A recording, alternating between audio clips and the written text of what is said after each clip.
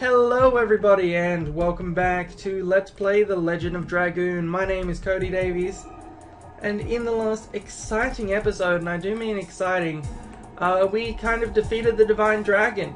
And by kind of, I mean Lloyd got it to about 5% of its health, and then we swooped in and we stole the experience and the loot. But not all of the loot, because Lloyd ran off with the Dragon's Soul after poking it in the eye. Which is the time-honoured way of, I guess, taking out Dragon Souls, which we weren't aware of until now, but hey.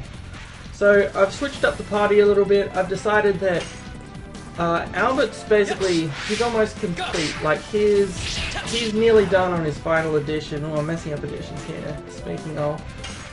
Which means that he makes him great for boss fights, but it also means that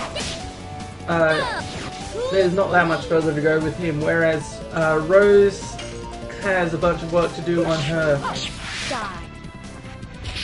Demon's Dance there, as you can see, because I need to actually not get counted every time I use it. And Meru has a bunch of work to do on all of her editions. So we're going to be going with them, and then I'll probably switch back to Albert. Switch back to Albert later if we need someone to wreck people in a boss fight. Rose and Meru at the moment, by the way, are super fast. I think, for reference, Dart's at the average of the party in all stats, basically, and he's at about 50, and generally, at the top end is either Meru or Miranda. They have around 70 speed, and the bottom end is Kongol. He has about 30 speed. So, oh hey Lloyd. So at the moment, Meru has a ring to increase her speed from 70 to 90, and I believe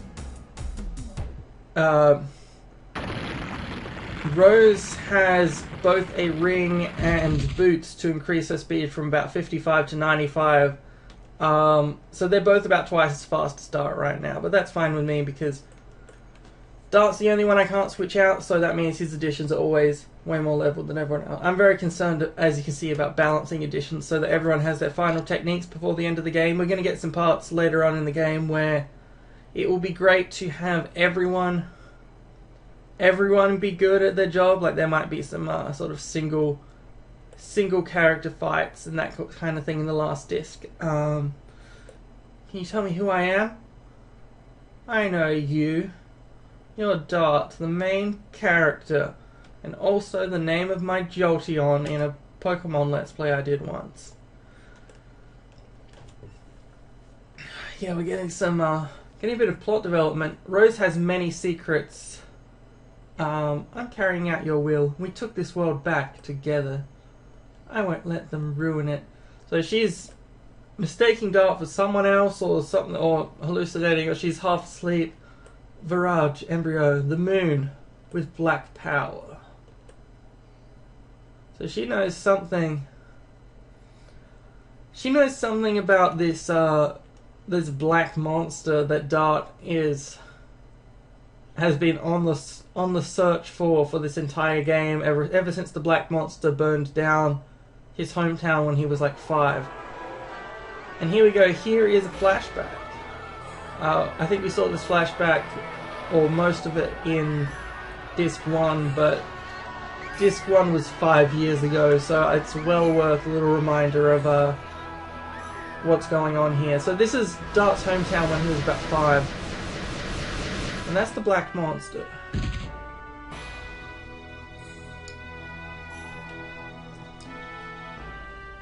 This is actually a scene that is worth looking back on now that we know the things that we do, because there are several interesting little facts that we notice here.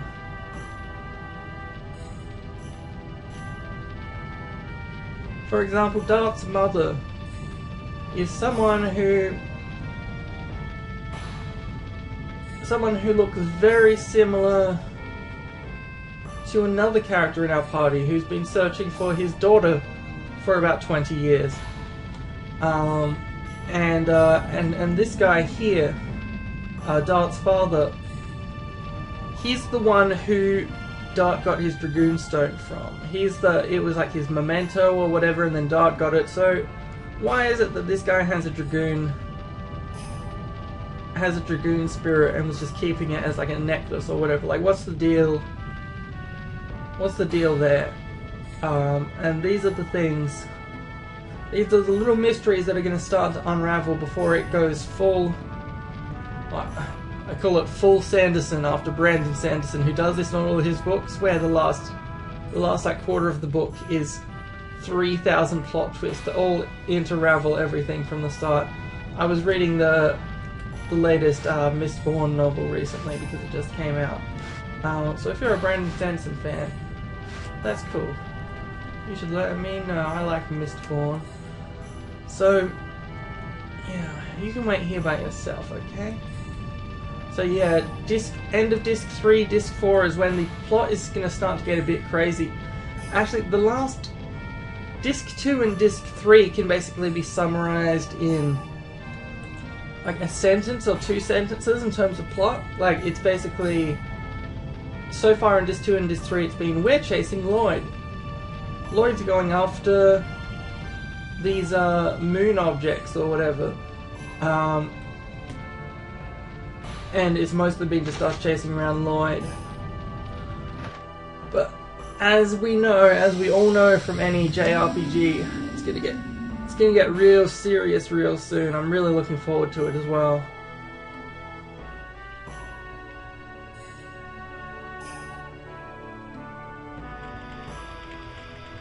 And this is neat. You may recognize it as the place that Rose was visiting along with those Sacred Sisters or whatever a few episodes back. So Rose clearly has some memories surrounding this place too. There's a few mysteries inside our party that are still left to be unwrapped. Not unwrapped, it makes it sound like it's Christmas. It probably is.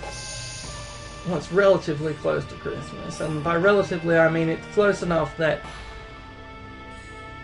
as soon as Halloween ended, every store decided, oh yeah, here's Dad's important shiny stone, he says, that Dragoon spirit that he was carrying with him, which is becomes a very important thing later on. What was I saying? I was in the middle of saying something very important, but then I got distracted by a shiny, which is par for the course. Count 108 years, and when the moon that never sets glares red, the moon child descends to the earth and shall give a holy blessing to the world.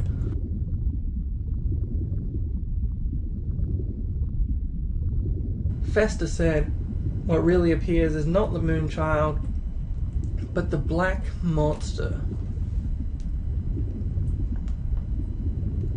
What kind of relationship exists between the black monster who destroys all and the moon child who blesses the world?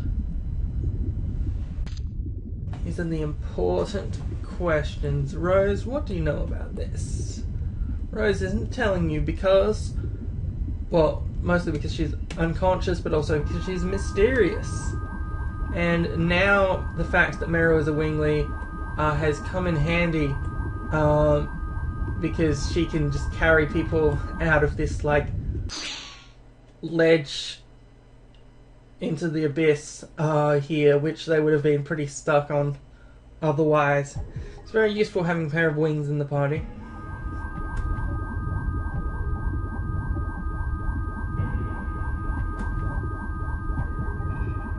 Ooh. And Rose is, like, nursing her head like she just had a severe headache, which is probably true. She probably, I mean, she fell a long distance down into a volcano onto a rock, which tends to be bad for everyone. So yeah, Lloyd has escaped. He's, well, we say escaped, but, like, he's been stronger than us the entire time, so it's more like he's ignoring, he's just like, alright, you know, have fun chasing me if you like. It's a fun game for me because I'm cool and all powerful, and I nearly killed the divine dragon by myself. So yeah, Lloyd's objectives are still the divine moon objects. And as those of you who have been paying attention to the plot may realize, that's trouble. That's trouble for this royal family, because we've had each royal family so far, basically one for each disc, have a divine moon object, and Lloyd has been very interested in them, so it's pretty clear that he is most likely doing something here. So let's find out what's happening with this divine moon object. Yep, and it's said that they have a dreadful magic power. That is the reason they were never allowed to be taken outside. A national treasure that's been kept a close secret. It's called the Moon Mirror. The successive thrones have been the key to opening the seal. As in the literal thrones themselves. Because we should probably head back to the throne then. Yeah, I'm glad you finally realized that. That's what we've been doing the entire time. So, after all that plot development, in the next episode we are heading back. And we will find a few interesting things when we get there, I suspect. See you then.